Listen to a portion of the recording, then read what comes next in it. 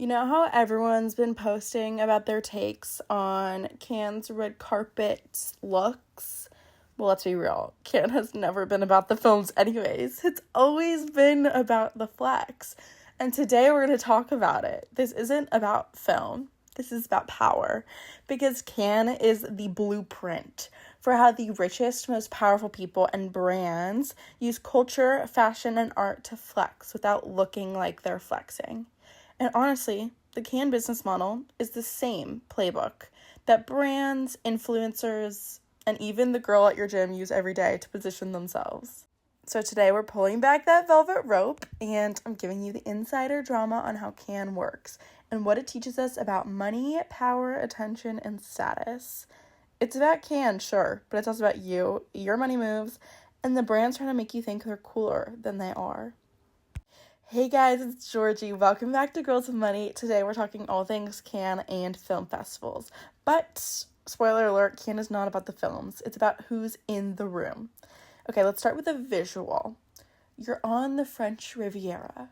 Yachts, champagne, the world's most exclusive red carpet. Now pause. Did you know that behind all of that glitz and glamour is a $1 billion market? Cannes is known for its movies, right?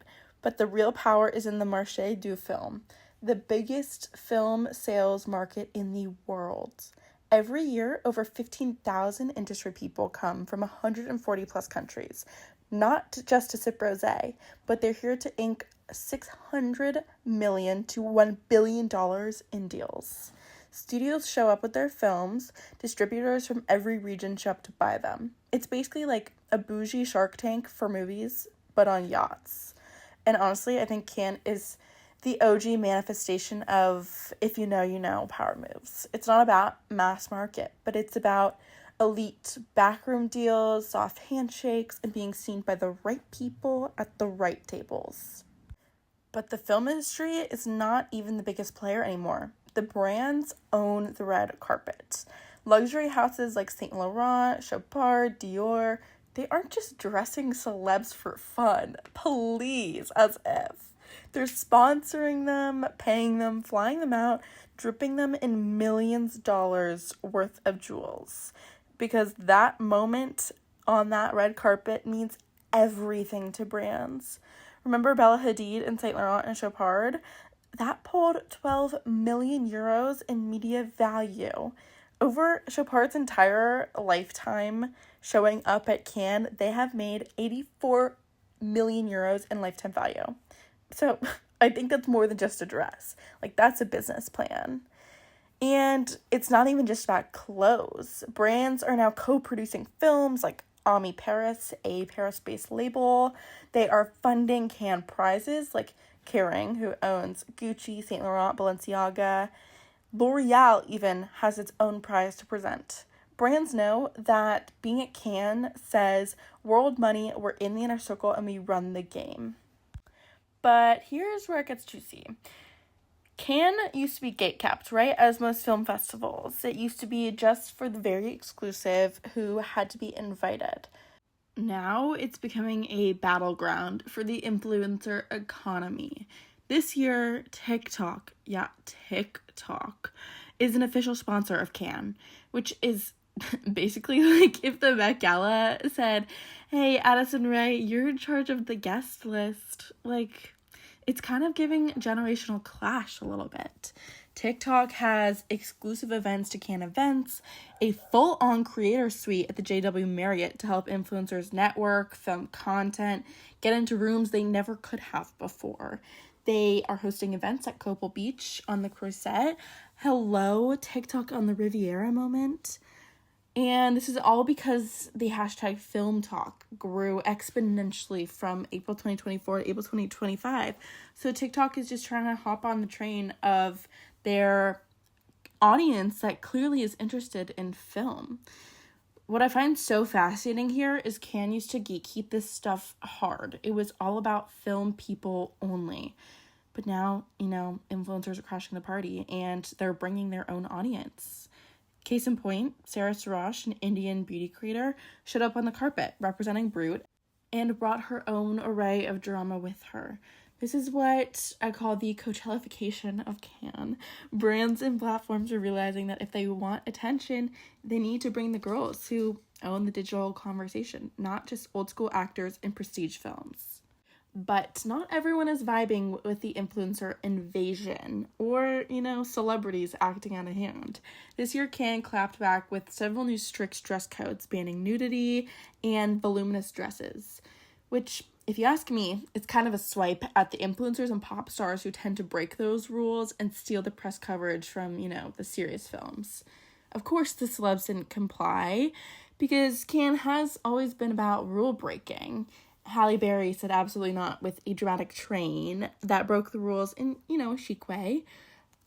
A few years ago, Cate Blanchett wore a gown lined with the Palestinian flag, and Bella Hadid made headlines in a keffiyeh-inspired dress, making a political statement while, still serving Cannes-worthy fashion. And this is why I love Cannes. It's not a safe red carpet. It's where politics and PR collide. Every look is a message. Every outfit is a headline. And even the activism at Cannes is a business play. Because whether you're breaking the dress code or using the red carpet for activism, you're controlling the narrative and getting your name and look everywhere. So what does this tell us? First, influencers are no longer the plus ones. They're headlining. Second, legacy brands are being forced to share the stage with digital creators, and sometimes the creators get more coverage. And third, Cannes is struggling with the same thing every industry is facing. Who gets to be in the room? Who gets to tell a story? And who decides what's worthy? And the brands are playing both sides. They're sponsoring legacy actors and influencers because they're trying to stay relevant on TikTok while still dripping celebs in million-dollar gowns. But let's take it behind the scenes again. In the banks, the real estate deals, and the way Cannes literally becomes an ATM machine for the entire French Riviera every May. Because Cannes isn't just a festival, it's also an economy. There's numbers behind those yachts, villas, short-term rentals, and billion-dollar vibe economy that keeps the Riviera and the brands thriving. Here's a statistic that will blow your mind. During the Cannes Film Festival, the entire city's population triples, from 75,000 locals to over 200,000 celebrities, influencers, journalists, producers, PR teams, you name it. That flood of people is spending heavy. 205 million euros get injected into the local economy during the 10 days of the festival. That is a quarter of Cannes' annual tourism revenue.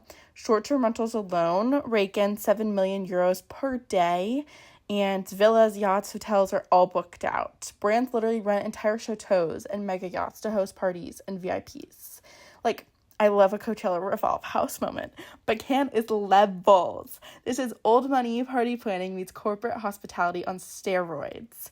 The entire French Riviera is built on the vibe economy. Tourism makes up 5 billion euros a year in revenue for the region and employs 18% of people in the Alpes Maritimes department. So Cannes isn't just for the art kids and the influencers. It is the financial backbone of the Riviera. Without it, yachts don't get rented and restaurants lose their biggest season. So when we say Cannes is a business model disguised as a red carpet, we're not being dramatic. It is literally a 10-day case study in how attention turns into money and how a festival becomes an entire city's piggy bank. All right, so we've talked about the films, the brands, the yachts, but let's zoom out. What is the Cannes business model really about? It's simple. It's a masterclass in soft power economics. It's about owning the room, the narrative, and the attention economy. And the players are all playing slightly different games, but they're all chasing the same currency: attention, relevance, and positioning. First, studios come to sell films, lock distribution, secure financing deals. They're playing the long game. Movies take months or years to see returns. Second, luxury brands show up to hijack the red carpet and drip their logos in every press photo. They're playing the immediate return on investment game, measuring media value, engagement, and buzz in real time. Third, influencers show up to crash the party and turn Cannes into their personal brand launchpad. They're playing the virality game. For them, one red carpet look can launch their career into literally a new tax bracket. And fourth, the city of Cannes and the French Riviera cash in on all of it. They're playing the "we built the stage, you pay to perform on it" game. The real estate owners, yacht brokers, hotels quietly win every time without even having to show up on the red carpet. And the gag is that this is the same blueprint we see everywhere now.